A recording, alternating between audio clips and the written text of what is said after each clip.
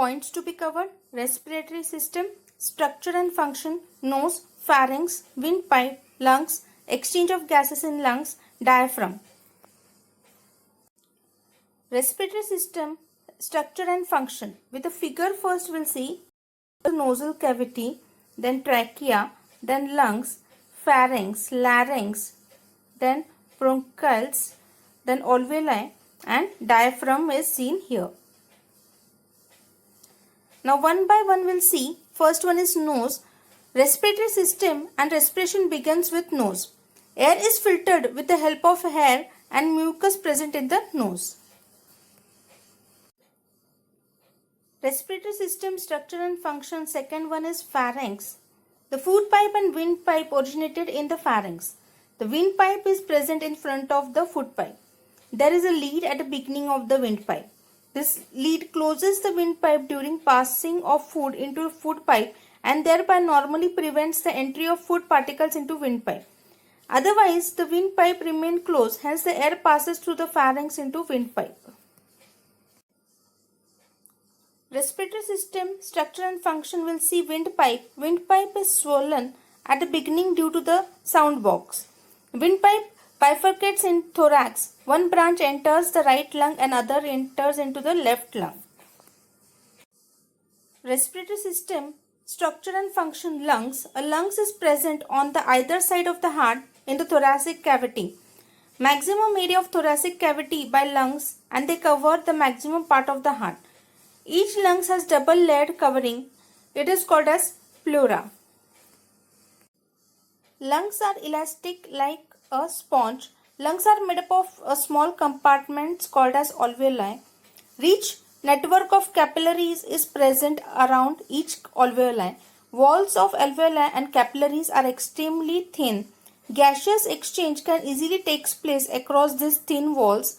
As large number of alveoli is present in lungs, large surface is available for gaseous exchange. Respiratory system, structure and function. The next point is exchange of gases in lungs. Gaseous exchange occurs continuously while blood is circulating around the alveoli. An iron containing protein, hemoglobin, is present in RBCs of blood. Hemoglobin absorbs oxygen from air within the alveoli. Simultaneously, carbon dioxide and water vapor are moved from blood into alveoli. Thus, oxygen is taken into blood and carbon dioxide and water vapor are removed from blood and given by exhalation. Respiratory system, structure and function. The last point is diaphragm. The muscular partition is present at the base of thoracic cavity. This partition is called as diaphragm. It is present between the thoracic cavity and the abdominal cavity. Simultaneously rising up of ribs and lowering of diaphragm causes the decrease in the pressure on lungs. Due to this, the air moves into lungs through nose. When the ribs return to their original position and the diaphragm rises up, the pressure on lung increases. Due to this, air moves out from it through nose. Continuous upward and downward movement of diaphragm is necessary to bring about the breathing.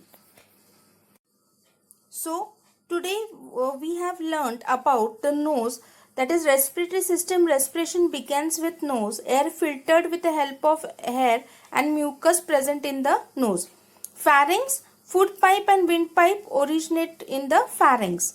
So, the windpipe is present in front of the pipe. There is a lead at beginning of the windpipe and the lead closes the windpipe during the passing of food into the pipe. So thereby prevents the entry of food particles into windpipe. Windpipe, it is swollen at the beginning due to the sound box. It bifurcates into the thorax and the branches, enter the right lung and lungs and left lung. Now lungs are present either sides of the heart in the thoracic cavity. Then exchange of gases takes place. It occurs continuously within the blood and circulating around the alveoli.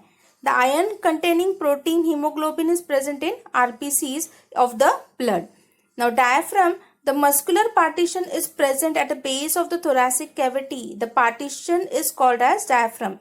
At the present, between the thoracic cavity and the abdominal cavity, simultaneously rising up the ribs and lowering of the diaphragm causes the decrease in the pressure on the lungs.